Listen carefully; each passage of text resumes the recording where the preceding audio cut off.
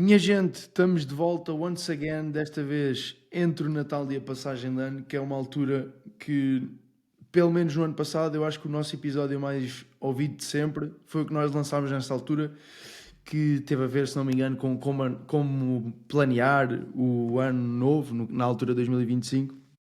Havemos, se calhar, de fazer algo do género, talvez na próxima semana. Digo eu, lembro-me disto agora. Mas hoje o que nós decidimos fazer foi tentar dividir o nosso ano em três categorias diferentes, para vos dar um bocadinho o resumo do que é que foi o nosso ano e o que é que nós aprendemos e daí em diante. Então, há três categorias que eu e o Publi vamos explorar hoje. A maior aprendizagem do ano, a trend que nós vamos explorar em 2026 e qual é o melhor investimento do ano. Ou qual foi o melhor investimento do ano. Portanto, eu acho que vamos começar, se calhar, com a maior aprendizagem do ano. Não, vou começar com o melhor investimento do ano. Acho que é melhor. Melhor investimento do ano. Porque falámos disso há bocado.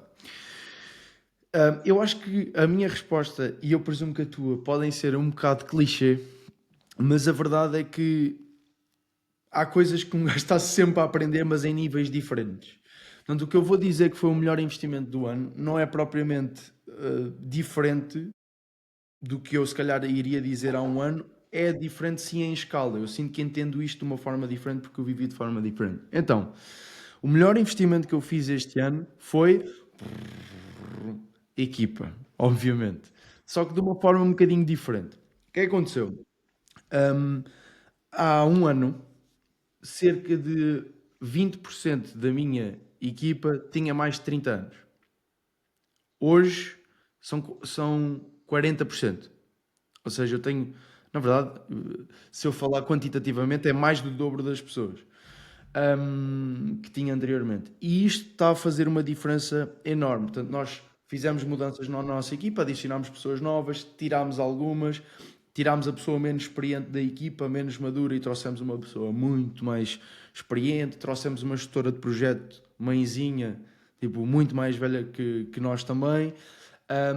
E as últimas quatro contratações que nós fizemos foram tudo pessoas com 10 anos de carreira, mais de 30 anos, experientes, maduros e com outro mindset.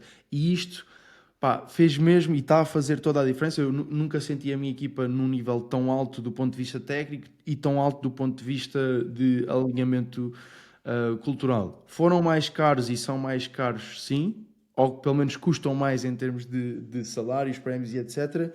Mas eles são muito mais lucrativos. Nós hoje conseguimos fazer mais, criar mais e tipo, a própria energia muda. Tipo, eu sinto que as mesmas pessoas que se mantêm de há um ano para cá, hoje essas próprias pessoas que são as mesmas estão profissionais diferentes porque apanharam a bebedeira da energia. Estás a ver? E é tipo um efeito composto positivo, como acontece às vezes um efeito composto negativo.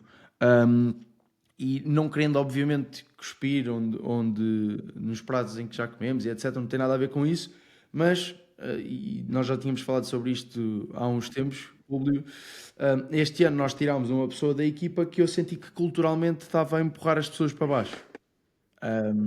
E realmente é mais uma aprendizagem ou um reforço, no caso, é um reforço de que realmente aquilo que nós damos preach é verdade. Porque quando eu retirei essa pessoa e pus outra, tipo, o ar mudou.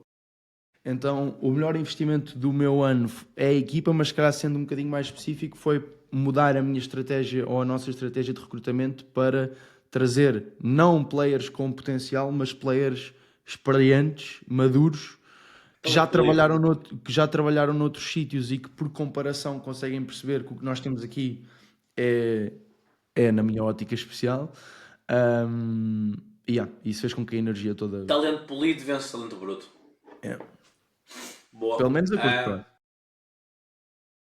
A minha resposta. Então, se a pergunta for melhor investimento do ano, eu para medir o melhor investimento é o que é que trouxe um ganho desproporcional entre o input e o output.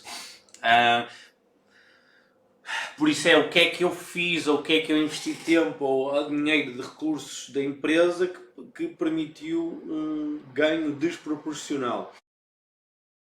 E eu diria dois aqui. A primeira foi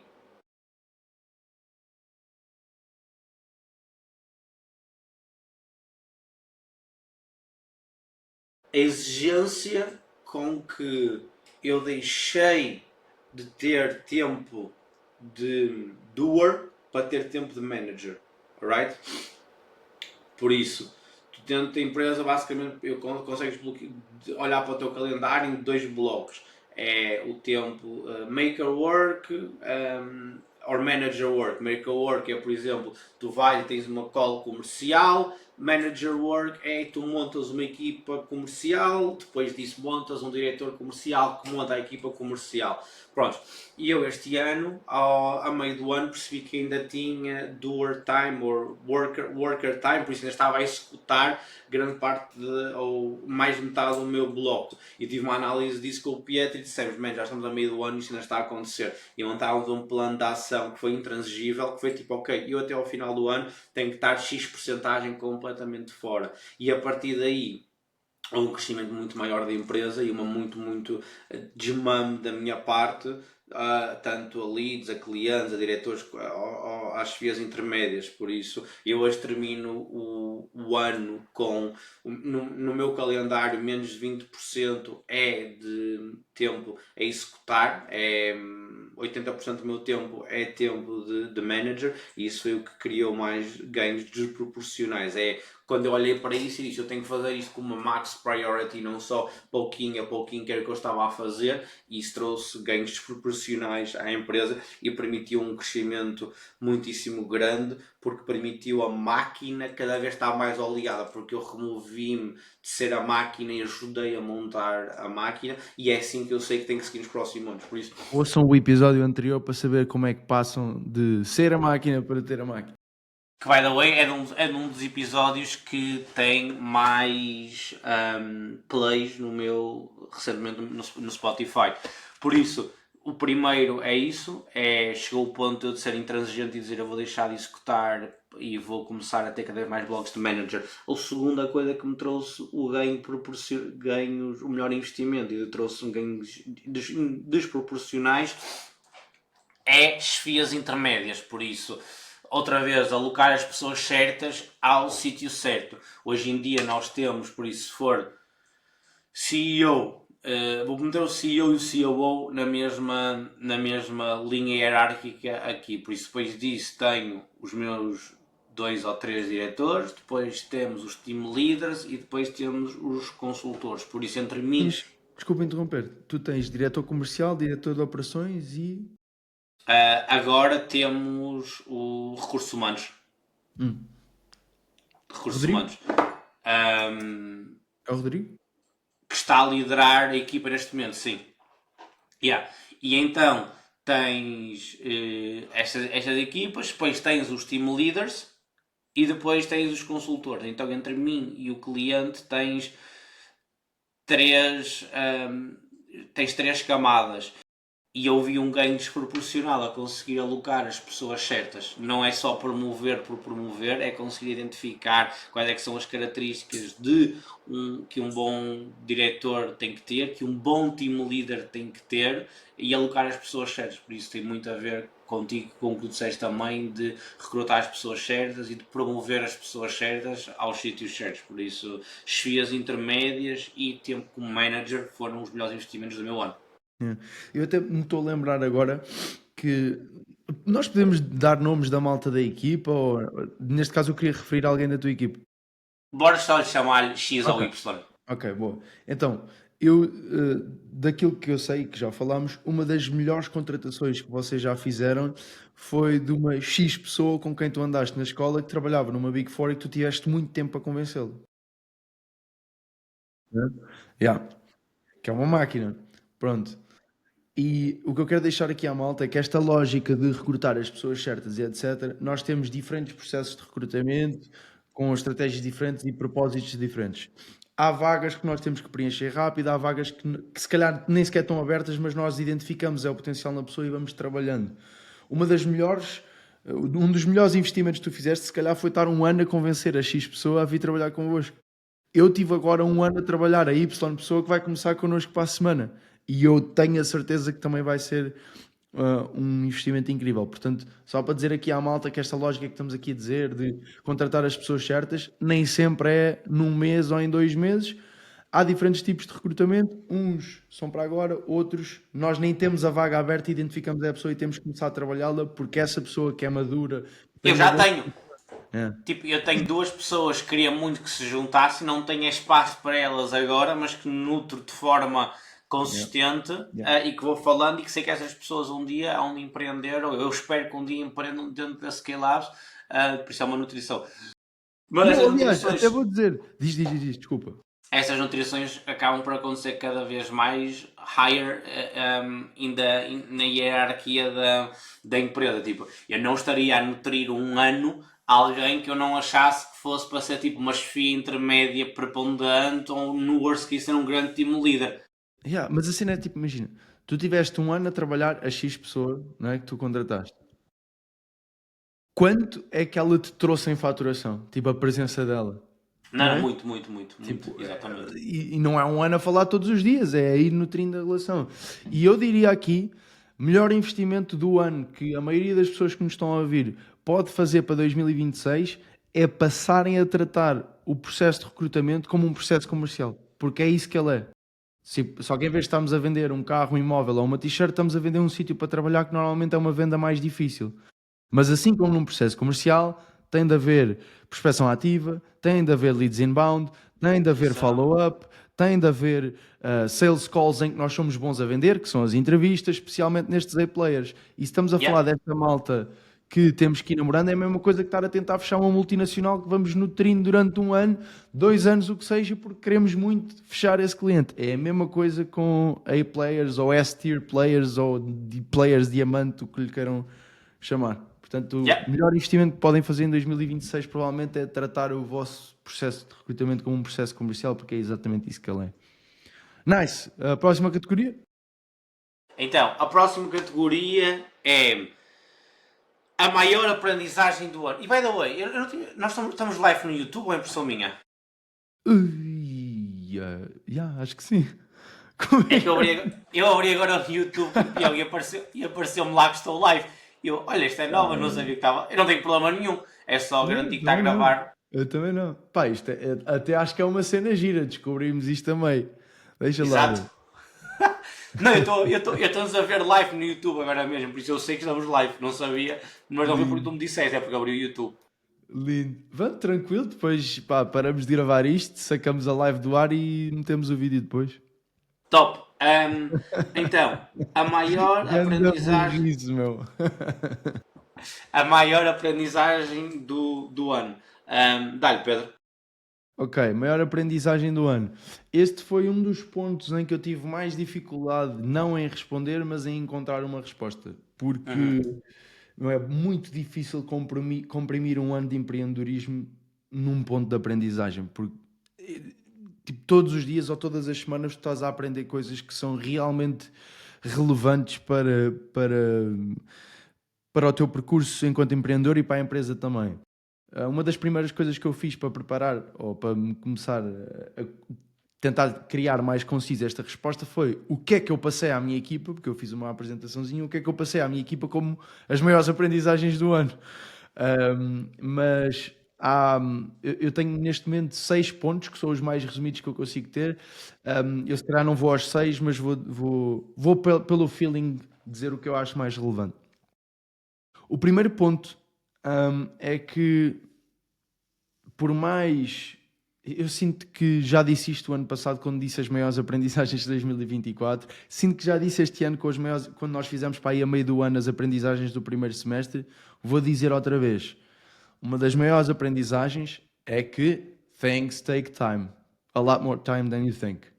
E é tipo, à medida que vou amadurecendo, vou percebendo que as cenas ainda demoram mais tempo do que eu achava que demoravam. E depois tens certos momentos do ano, outliers, em que as coisas correm muito mais rápido do que tu estás à espera. Porque há uma coisa que vende mais rápido, porque de repente tens um pico de referências, o que seja. Mas na maioria do tempo eu diria que, pelo menos na minha forma e na minha maturidade ou falta de maturidade de olhar para o negócio, ainda me surpreende com o perceber que afinal ainda demora um bocadinho mais tempo do que eu acho que demora. Segunda aprendizagem, skin in the game sells. Eu acho que ainda não te falei desta, mas esta é interessante. Eu fiz um teste, comecei a fazer um teste há cerca de um mês comercial, que foi, eu comecei a perceber que na parte do serviço de construir um sistema de recrutamento internamente dentro dos nossos clientes, eu comecei a perceber que eles muitas vezes sugeriam, tipo, nós termos alguma performance-based fee. O que nem sempre é fácil, porque nós não fazemos recrutamento done with you, não é? Nós montamos a máquina para que eles consigam recrutar mais e melhor. Mas em alguns casos fomos passando a ter esse skin in the game, mas no fundo o padrão é a malta cria isso para se sentir confortável para avançar. Qual foi a minha tese? Eu tinha ou tenho um valor fixo para esse processo de consultoria do qual eu não abdico baixar. Estás a ver? Esse é o meu valor base. Baseline. Yeah. Yeah. Portanto, ou é acima disso ou não é. Então, o que é que eu criei a tese? Em vez de eu sugerir esse baseline e eles me sugerirem tirar uma percentagem desse valor e pôr variável, deixa-me subir o ticket, fazer-lhes o desconto de, imagina, é este valor, mas eu tiro 1000 paus e estes 1000 paus ficam variáveis se atingirmos esse resultado, e eu na mesma garanto o meu base, mas dou a percepção que estou a ter skin in the game e por causa disso a minha conversão aumenta e eu ainda consigo aumentar o meu average order value. E é isso que está a acontecer, ou seja, eu mantive o mesmo fixo, só adicionei em cima dele um variável, aumentei o meu average order value e a minha conversão, porque lhes dei a percepção de que tipo, estamos no mesmo barco os dois e eu estou-te a dar uma variável. Portanto, não abdiquei da minha margem, só a aumentei e aumentei a conversão ainda. Yeah. Portanto, uma aprendizagem fixe, tipo skin in the game sells. E quando a malta do outro lado, especialmente, e eu sinto muito isso em processos de consultoria, que muitas vezes a malta tem o receio que eu contrato estes gajos e depois eles vêm para aqui e dizem umas cenas, depois não acontece nada, porque eles não estão muito envolvidos nisso. Claramente a malta sente-se alinhada no mesmo barco, na mesma direção, e isso facilita a conversão. Eu tenho aqui mais algumas, mas se calhar passo a bola para ti, dás umas e depois... Sure. Então, e by the way, eu concordo, aliás, já uso isso dentro da skill ao bué de tempo. Aliás, quando nós trabalhámos em conjunto, no nosso segundo contrato, eu tenho quase certeza que fizemos um success fee contigo, certo? Eu sugeria fazer. Yeah. E agora usamos, não nos primeiros contratos, já falámos sobre isso porque controlo muito poucas variáveis, mas nos segundos contratos, quando já conheço os clientes, é quase... diria que tipo, em 80% das vezes existe um success fee bem bacana. Aliás, eu não posso ler a mensagem. Eu posso ler a mensagem sem dizer sem meter. Ontem recebi, sobre o success fee que tu disseste, ontem recebi uma mensagem. Eu hoje em dia só estou em 4 slugs dos clientes, por isso as dezenas de clientes que tenho, eu só estou em 4 slugs e grande parte deles não é porque eu estou a entregar serviço, mas é clientes que eu já conheço há muito tempo e às vezes ainda troco uma mensagem com eles no privado. E ele mandou-me uma mensagem de final de ano no privado a agradecer-me e a dizer-me que vão terminar este ano acima de 700k, que é mais 33% do que o ano passado, e em termos de EBITDA vão estar este ano tipo nos 200k. Este é um cliente e que para o próximo ano é um crescimento, isto é uma empresa com mais de 10 anos, cresceu 33% de um ano para o outro, é um crescimento muito atípico. E este é um cliente que eu tenho um mega success fee, man. Tipo, eu já tenho um mega deal, porque é um ano de contrato e consigo fazer o valor bem. Imagina que o valor base, só que não é, by the way. Vamos dizer que o valor base do ano todo foram 50 mil euros. Eu tenho um success fee superior ao meu valor base. Por isso, tipo, eu aqui conheço o cliente bué da bem, sugerimos um success fee bastante grande que tem a ver com EBITDA da empresa e ele estava a mandar no final do ano a dizer que as coisas estão bué da bem encaminhadas para atingirmos e este tipo conseguir por isso 100% success fees é bué da válido. Se tu conseguires fazer isso logo num primeiro contrato, depende do produto ou do serviço que tu vens, mas conseguires fazer num primeiro contrato, top mundial. Só não abdiquem das vossas... Desculpa interromper-te. A minha recomendação... Do baseline, Não, Yeah. aposto que vais dizer, não digo do baseline, porque eu concordo contigo, porque já tive um cliente uma vez que trabalha, tipo, é de fundos e de poupanças às empresas, e é tipo, eu trabalho 100% variável. E a pergunta foi, ok, mas tu controlas 100% das variáveis? Não. Ok, man, então é tipo, é bué complicado. Tipo, já tens uma conversion rate. Não, porque eu não tinha uma conversion rate muito alta, e eu disse, é por isso que quero trabalhar connosco. Como é que não tens uma conversion rate de 100% quando tu és 100% success fee? Porque depois o perceived value do outro lado é baixo. Então é tipo, opá, isto não me está a custar nada, não me vou esforçar. Então se tu precisares que o outro lado faça alguma coisa. Esquece. Yeah. Uma coisa é se fores tu a fazer tudo. Por exemplo, eu estou a falar da posição de quem tem um negócio que parte da faturação é 100% performance-based fee. Né? Yeah. Do lado da APIR com a cena dos lançamentos, que temos vindo a cortar cada vez mais, mas que ainda temos um grande cliente que representa uma grande parte da nossa faturação, que já são nossos parceiros há 4 anos, 100% performance-based fee. E foi assim desde o início. Agora não é risco porque temos um histórico grande, mas desde o início foi um risco de graças. Agora estou a dizer, especialmente do ponto de vista de consultoria, em que é um done with you, tu não estás a fazer por eles, em que precisas do envolvimento deles, da implementação deles e do compromisso deles, tens de garantir o teu baseline. No you're fucked e tens problemas de caixa e daí em diante.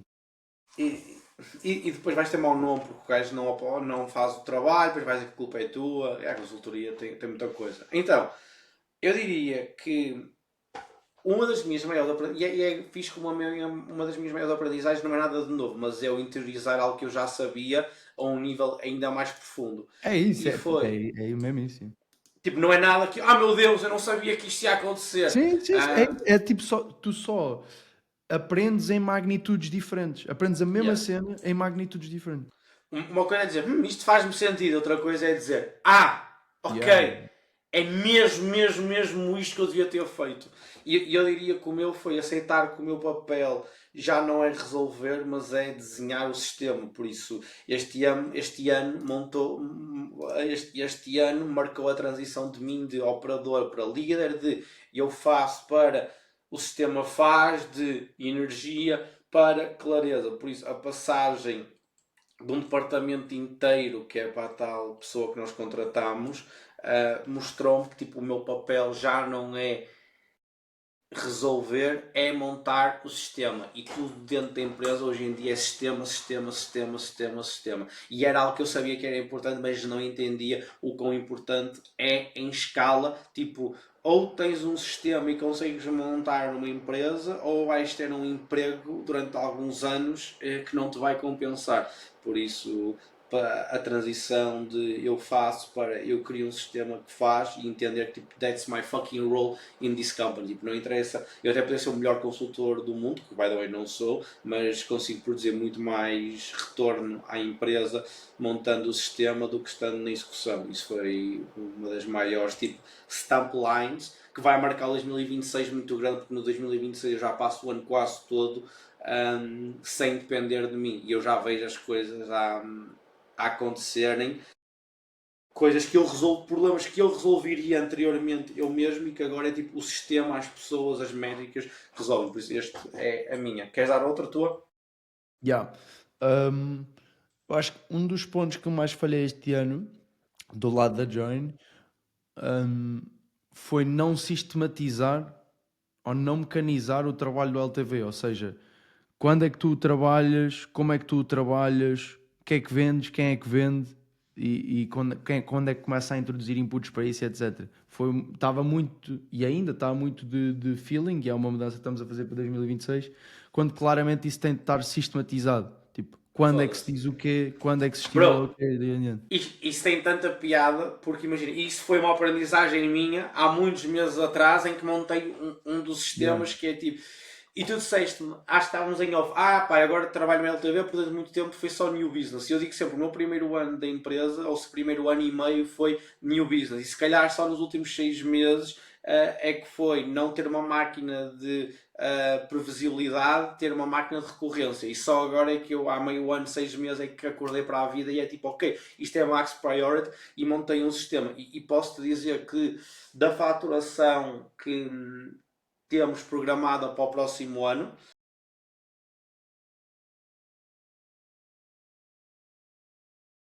mais de 20% é em recorrência. Porque uma das coisas que me bateu, posso dizer isto, eu tive uma call com. Eu gravei um podcast, by the way, para quem não viu, com o Ricardo Parreira, que é simplesmente o dono, antigo dono e CEO Da durante PHC. muito tempo da PHC, que é o maior software de gestão de empresas que eu conheço em Portugal. Tipo, se não é mesmo o maior, é dos maiores de gestão empresarial, e que vendeu agora à empresa e que não é público, mas eu próprio não sei o valor exato, por isso estava aqui só nos guessings, mas é por generational wealth, eu posso-vos garantir. Tipo, é dos maiores exits que eu conheço em Portugal pessoalmente, que eu tinha conversado com as pessoas. Tipo, tenho a certeza que está nos top 3 exits que eu conheço em Portugal nos últimos anos. E uma das coisas que eu percebi com ele é que ele disse-me sempre: yeah, se tu não tiveres LTV, e LTV pode ser recorrência, cross-sell, upsell, tudo Uhum. isto dá na recorrência. Tipo, a tua valorização é cortada, tipo, they cut you in half. Porque se só fores new business, new business, new business, ninguém quer comprar um negócio e ter que pensar: ok, man, se eu um dia deixar de conseguir angariar clientes, vou deixar de conseguir crescer. E a importância de ter. Então eu diria que. E desculpa interromper-te, mas é tipo, Não, não. essa tua aprendizagem é boa da boa, porque é uma aprendizagem, como eu já estou só em algumas coisas, uns passinhos mais à frente na mesma maratona, foi algo que já me bateu há muito tempo e que eu hoje em dia consegui fechar o ano com centenas de milhares de euros em revenue de repeated business. Yeah. Pá, e a cena aqui, olha, uma cena que tu me desbloqueaste nisso foi este sistema de estímulo ao LTV, a venda da recorrência ou do upsell que seja ser feita pelo consultor. Isso desbloqueou-me boa, faz sentido em tudo, e especialmente porque traz mais um estímulo para o consultor querer dar um serviço do caraças. Yeah. Está tudo bem alinhado. E pegando na tua aprendizagem anterior de sistemas is everything, quando eu digo sistematizar o LTV é exatamente isso, porque à medida que a estrutura vai crescendo e que a operação vai crescendo e etc., eu não posso deixar à mercê de cada um quando é que se lembra de falar no produto a seguir ou introduzir o gatilho que vai disputar não sei o quê, ou estás a ver? Tipo, eu não posso deixar à mercê eles escolherem o que é que vendem, como vendem e quando vendem. Eu tenho que Yeah. sistematizar essa vertente. Yeah. E isso foi uma aprendizagem gigante, especialmente quando tens boa relação com o cliente e que prestas um bom serviço. Tu não sistematizares o LTV, é mesmo estar só a deixar dinheiro na mesa. E foi isso que eu Yep. fiz. Do lado da Join, do lado da Pira, eu não tenho muito isso porque é uma natureza diferente de negócio e por consequência a malta normalmente já fica. É sticky, porque é mais prestação de serviço do que outra coisa. Ok, se calhar vou dar aqui mais uma aprendizagem que mais uma vez é só entender numa ordem de magnitude diferente, que é, meu, às vezes nós escolhemos jogar o jogo em hard mode quando podíamos perfeitamente estar a jogar em easy mode e sabemos como é que podíamos estar a jogar em easy mode. E o que eu quero dizer com isto é, se tu tiveres uma capacidade de atrair interessados acima da média, tudo o resto é bué da fácil. Então, isso traz mais um dos pilares que nós temos para 2026, que é meter mídia no centro.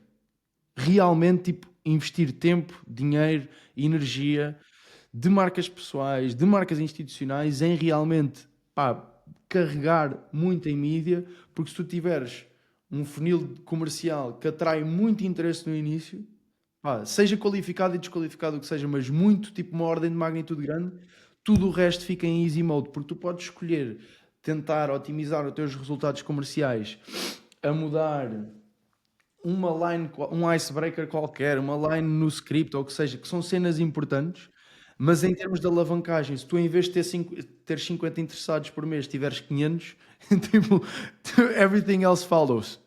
Estás a ver?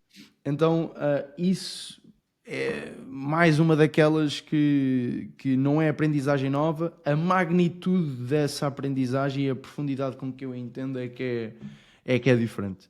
E a importância de, tipo, realmente eu bloquear um dia por semana para isso, ou ter pessoas cuja função interna é pensar a estratégia de comunicação das diferentes marcas que nós temos cá dentro e daí em diante. Nice. A minha última, e esta é bué da simples, que é...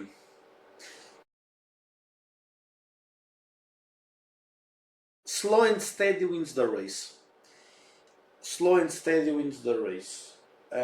Tipo, não te interessa teres tipo um mega ano se depois não consegues ter continuidade nos próximos 10 anos.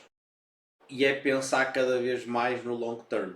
Então não é tipo, vou tipo, queimar a minha equipa toda este ano, vou carregar nas vendas, mas aspas, não me preocupar nada com a minha qualidade de entrega e ter um bom ano aparentemente, mas abdicar dos próximos 3 ou 4 anos dentro da empresa. E dentro dessa linha do slow and steady é aprender. A minha maior aprendizagem foi eu aprendi a ser impaciente dentro da impaciência que eu tenho. Explico.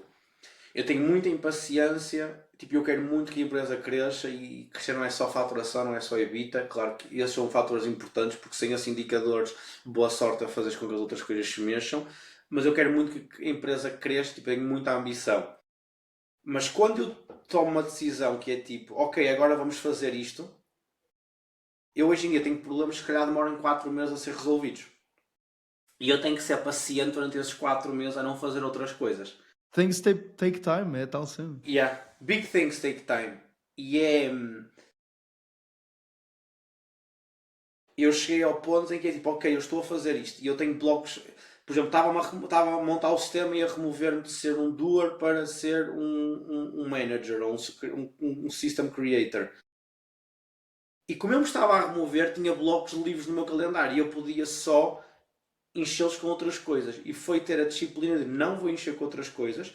Isto tem que ficar resolvido primeiro e tem que ser simplesmente paciente. E isso é bué chato para um empresário, para um empreendedor, para um sonhador que é tipo new, mas a entender que tipo, muitas vezes não tipo, é slow and steady, man. Slow and steady gets the race. E então é aprender a ter paciência e fazer o chato sobre longos períodos de tempo, de acordar, ir, ok, nos próximos 3 meses o meu objetivo é só este e só faço isso nos próximos 3 meses e não tento adicionar mais merdas acima do meu calendário, é só respeitar aquilo ao máximo. E isso foi uma grande aprendizagem, dizer tipo, não, eu tenho o bloco livre amanhã, mas não está nas minhas prioridades dos próximos 3 meses fazer isso, por isso não vou fazê-lo. Podia arranjar tempo? Podia, mas esse não, é tipo, eu tenho que ser paciente e stick to the plan. Yeah. Pronto, é isso. Yeah. Esta foi uma grande aprendizagem que eu consegui fazer este ano, porque genuinamente consegui olhar para o calendário e dizer tenho bué de blocos, não vou tentar adicionar mais nada. Yeah. E isso é bué de interessante, porque fala-se bué da importância da disciplina de fazer, e neste caso é a disciplina de não fazer, que para um gajo que é hiperativo nas ações, tipo, um gajo né, quer sempre implementar cenas, mudar cenas, etc., provavelmente é mais difícil para um gajo como tu ter a disciplina de não fazer do que fazer. Aliás, até vou escrever isso aqui, porque vou gravar um podcast só sobre isso no Spotify, vou escrever nas minhas notas, a disciplina de não fazer. Pronto, então isso foi uma grande aprendizagem deste ano, a disciplina de não fazer. Top. Então, aqui para fechar a última categoria, trend ou cena que vamos explorar em 2026. Vais primeiro? Posso ir? Deixa eu ver o que eu apontei aqui. Então, trend que vamos explorar. Mano, esta é bem da boa. Então, o bigger picture é... A minha primeira resposta é ser tipo AI. Certo? Tipo AI. Mas o que é que acontece? Eu olho para tantas empresas hoje em dia que as vejo tipo... AI! O que é que eu posso fazer da AI? E eu só penso, man, tu não estás a gerar leads, tu não estás a responder às tuas leads em 2 minutos, tu não estás a dar follow-up, tu não estás a entregar uma coisa e não te estás a preocupar com o serviço. Tu não precisas de AI, man. Tipo, o teu maior... Dizer tipo, mas o AI vai dar aqui, quem não tiver AI está morto. Tipo, tu morreste antes do AI, tu suicidaste antes do AI te matar. É mesmo tipo, tu suicidaste-te antes do AI te matar. Tipo, tu morreste não porque as outras empresas usem o AI e tu não usas o AI, mas simplesmente porque tu não fizeste o básico bem feito e achaste que o que tinhas que fazer era procurar o AI. Por isso, Sabes que eu aí, para... desculpa interromper-te, meu. Sabes que eu aí, ultimamente, tenho separado bué dois conceitos que vão pegar nisto, que é a diferença entre eficácia e eficiência. Uhum, Estás a ver? uhum, Quando tu falas em AI, maioritariamente tu canalizas para uma maior eficiência, que é fazer o mesmo com menos trabalho, ou mais com menos, ou o que seja. Mas se uhum. tu tornas uma coisa pouco eficaz mais eficiente, tu tens só uma coisa que não funciona que te dá menos trabalho. Portanto, a ordem de relevância das coisas é tu primeiro tens que resolver a eficácia, só depois a eficiência. Por exemplo, se estiveres enquanto consultor a tentar resolver um problema dentro de um cliente, tu não vais trazer tecnologia nem AI para algo que não funciona. Tu primeiro vais resolver a eficácia e só depois perceber como é que eles conseguem ter a mesma eficácia com menos Mas não. trabalho. Mas as empresas é tipo, olham e tipo, ok, onde é que eu consigo espetar a AI Yeah. aqui? E isso tipo, é morte do artista, é o puxar atrás e é o, tipo, é o slow and steady, é a disciplina de não fazer. Porque eu falo com empresas, man, que não produzem, tipo, que não faturam nem meio milhão e estão a falar, eu agora tenho que desenvolver AI. E eu, man, tu nem sequer tens o sistema. Tipo, tu precisas de um AI por estar a fazer uma coisa muito repetida e mal feita, mas isso é só porque nem sequer tens um sistema. Tipo, não tens KPIs, não tens métricas, não tens formação à tua equipa. E tipo, nós temos que parar de olhar, ou eu recomendo as pessoas pararem de olhar para as empresas dos Estados Unidos que dão raise de capital e avaliações de 8Bs em 6 meses com AI e dizer, eu agora também tenho que ter AI e dizer, campeão, tu vais morrer, tu vais te suicidar antes do AI te matar. Tipo, não é. Tu já tinhas um shit business e agora vais ter um shit business que se preocupa em AI. Tipo, man, you ain't gonna make it. Tipo, you ain't gonna make it. E isso tem muita piada porque eu estou a aplicar coisas da AI dentro do business e aí o Pietro primeiro vamos trazer pessoas da AI a tempo inteiro para dentro do business. Mas tipo, esse não é priority number one no Q1. Porque no Q1 eu tenho o básico que ainda tem que ser bem feito e só mais tarde é que isso se torna uma prioridade. E fico muito orgulhoso de eu e o Pietro conseguimos olhar para o roadmap e dizer, a AI é importante, temos que nos especializar, estamos a fazer, e já o fazemos, by the way, mas calma, não é tipo drop everything and everyone looking, tipo esta bubble, tipo, meu Deus, agora para tudo. Não, por isso, o meu train para o próximo ano, para quem achava que era AI, a resposta que eu tenho é fazer mais do que já funciona. Por isso, esta é a minha primeira trend. É fazer mais do que já funciona. Em vez de estar a inventar new shit, é olhar e fazer mais do que já funciona. Tipo, isto funciona, bora fazer mais disto e bora fazer melhor disto. Este é o número 1. E a segunda trend, aí sim, eu ponho AI Powered. O que é AI Powered? Um business AI Powered é um business que, para mim, o meu já tem algum nível de maturidade nos seus sistemas e eu consigo olhar para os meus sistemas que já estão sistematizados e dizer, ok, como é que eu ainda aumento a minha eficiência dentro destes sistemas. Dou-te um exemplo concreto. E eu raras vezes abro o capô tão em detalhe sobre o meu próprio negócio, que é, eu tenho um sistema para rever calls dos meus consultores, ok? Por exemplo, as minhas sessões todas têm um intro, tem tipo os points que eles têm que seguir nas reuniões para estar standardizado. Depois, antes eu revia as calls, agora tenho alguém dentro da empresa que revê calls dos meus consultores, porque eu já tenho um sistema que funciona em que garante aquilo. Tendo esse sistema a funcionar, esse sistema tira muitas horas ainda a uma pessoa que tem que rever aquelas calls. Então, o que é que eu vou fazer? Primeiro vão ter o sistema todo, champ. Todo. E agora vou pegar em AI e vou conseguir que essa pessoa deixe de ter que rever as calls e o AI rever as próprias calls, como fiz com o Sales, como fiz com o nosso,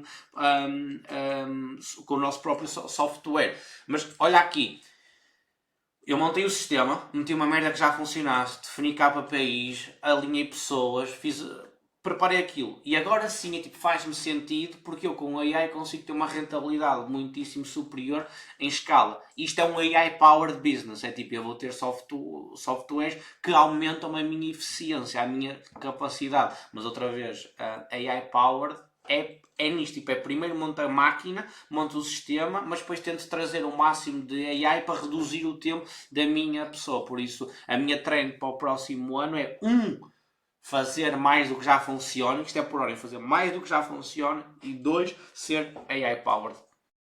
Yeah. Topzão. Então, a minha resposta, se calhar, eu substituía aqui um bocadinho, mudava aqui uma palavra na categoria, porque a categoria trend que vamos explorar em 2026, eu vou pôr padrão que nós vamos explorar em 2026.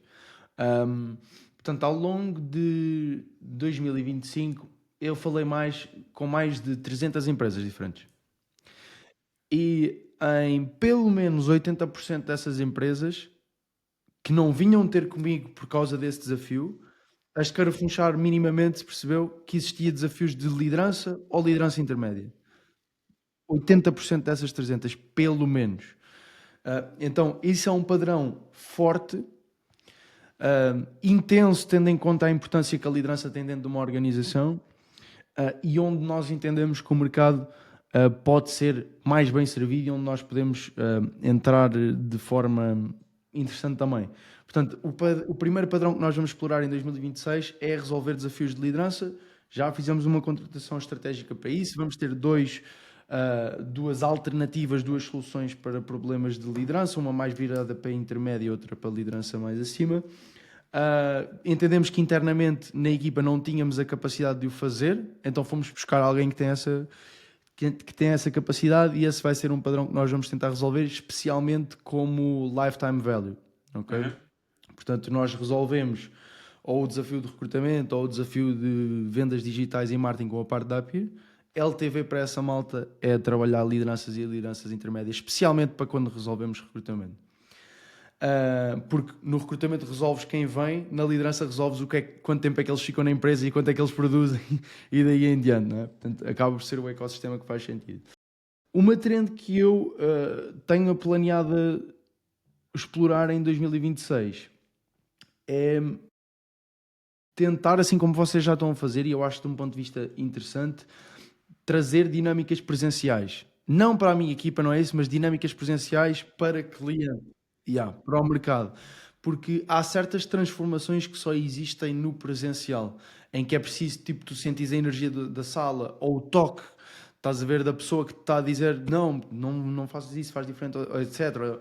E até juntando estes dois padrões de liderança e presencial, eu acho que há muitos choques de mudanças de comportamento que a liderança tem de ter, que só vêm com esse choque presencial, e que é fixe ter, tipo, se calhar, materiais para entregar à malta que nós desenvolvemos e ensinamos. Olha, tu usas este material aqui de liderança desta forma, fica com ele mesmo, estás a ver? E é diferente dar-lhe o papel plastificado como está este, tipo ele tem na secretária, ou dar-lhe uma porcaria de um PDF que ele nunca mais vai abrir, não é?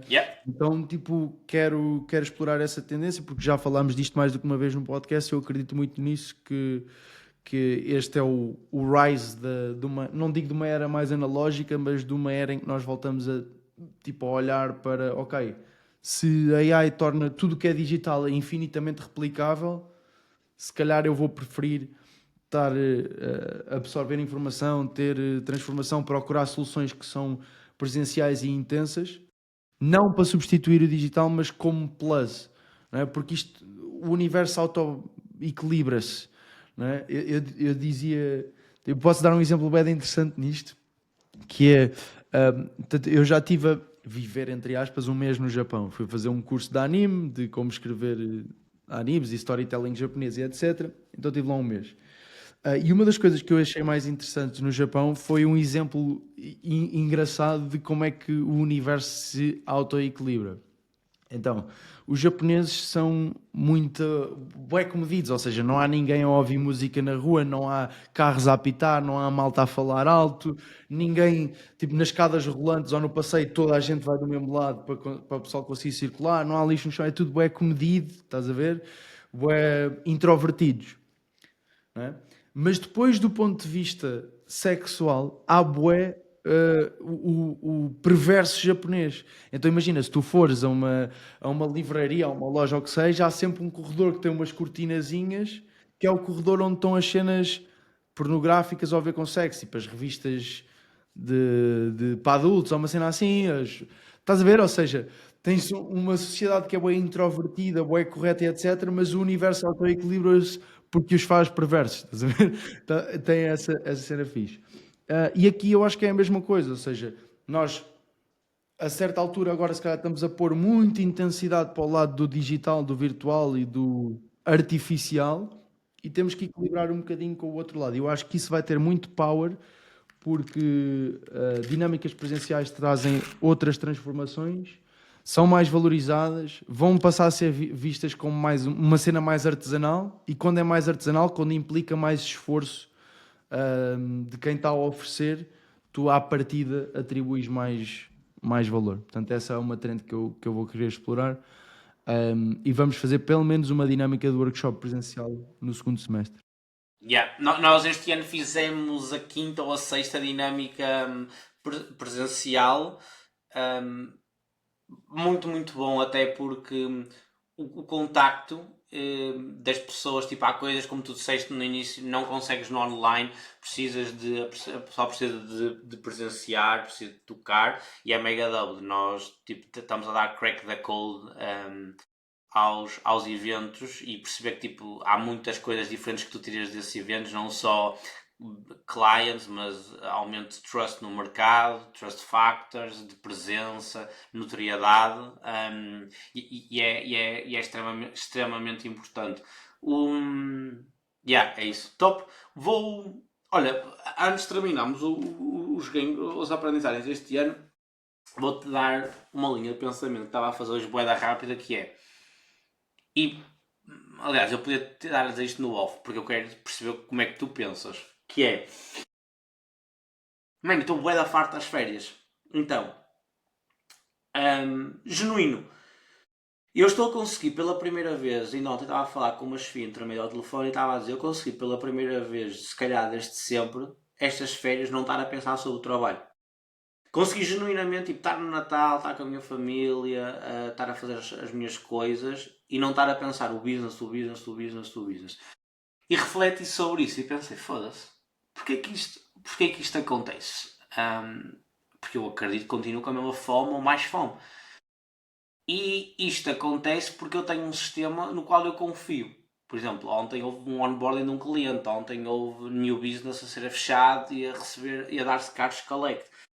E este state of mind de eu não sou a máquina, mas eu montei a máquina, permite-me nesta altura conseguir pela primeira vez desligar. E foi a primeira vez que eu consegui estar tipo 3, 4 dias em que estava só a fazer as minhas cenas e não era tipo, não abri o PC a correr para ver o que é que se andava a passar. Então, queria saber, se tu, esta é a primeira pergunta, tipo, se tu já o fizeste, se já tiveste esta realization também, Pedro. Yeah. Eu acho que tenho uma capacidade fora do normal de desligar. Ok. Também este mês eu tive de férias, fui 9 dias ou 10 dias para o Brasil. Eu não abri o computador uma vez e pá, há sempre aquela cena de um gajo estar parado e pensas, como é que seria eu fazer isto? Mas não tive a pensar no trabalho, no que é que a malta estava a fazer e daí em diante. Mas não é a primeira vez que isso me acontece. E acho que tenho essa capacidade, não sei porquê, consigo Ok. desligar bem. Mas se eu tiver que justificar, eu diria que é um mix de duas coisas. É primeiro tu confiares no sistema e segundo confiares nas pessoas.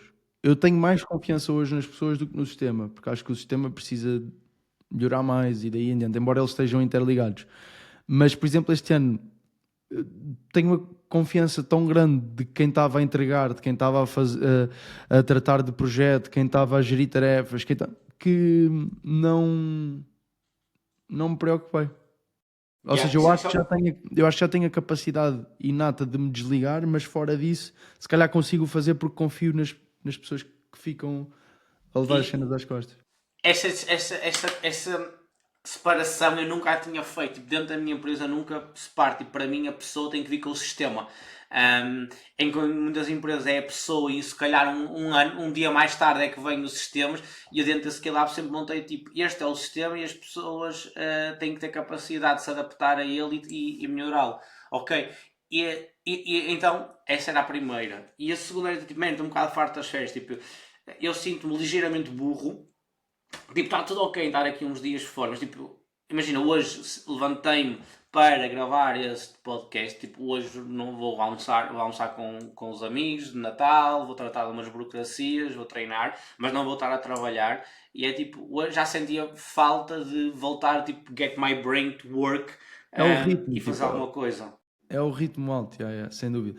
Hum, eu sinto isso, sinto sempre. Eu tenho tipo um threshold que vai mudando, mas a partir do dia 10 eu nunca desligo sempre, ou seja, vou ouvindo podcasts, vou escrevendo ideias e etc. Só não estou a pensar é no problema do cliente, não sei das quantas, isso não. Portanto, eu nunca desligo muito, mas tendo em conta que o ritmo dos nossos dias é sempre bué de alto, Yeah. é bem importante tu conseguires ter as férias para baixar o ritmo, né? Para recuperares e daí em diante, mas rapidamente sentes a necessidade de estar outra vez a ter um ritmo alto porque é isso que te estimula e é isso que tu sentes ao fim do dia que te faz evoluir rápido, meu. Eu sinto bem isso. Tipo, é o high pace que eu imprimo e que nós imprimimos que faz evoluir rápido. Yeah. Mas eu consigo desligar, faz-me bué da bem desligar. 10 dias não me custa e estou na boa, mas depois começo a ficar com saudades de voltar, sem dúvida. Yeah. Estamos alinhados. Top Champ, então, para mim estamos fechados hoje. É isso, está feito. Falamos outra vez para a semana. Hoje foi live meio que sem querer, mas desta vez vamos deixar a gravação. Nós já tínhamos feito um episódio live e não deixámos gravado. Não sei se te recordas, esse episódio foi bué da fixe. Yeah. Fizemos este ano. Pá, se a malta quiser deixar nos comentários ou mandar-lhes mensagens com as maiores aprendizagens, trends, melhor investimento, vamos ficar contentes e mandem isso. E pode ser que em breve a gente faça se calhar o como planear o ano, como analisar o ano, algo do género, como fizemos o ano passado e a malta curtiu. Yeah, lindo. Yep. Estamos alinhados. Let's get É it, isso, pessoal. malta, boas Obrigado por entradas, verem. bom ano e até já.